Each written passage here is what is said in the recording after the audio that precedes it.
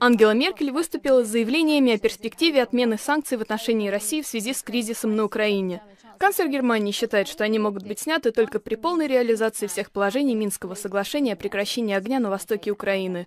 Политический обозреватель Анна Ванденски объяснила, что, по ее мнению, стоит за нежеланием положить конец жестким мерам.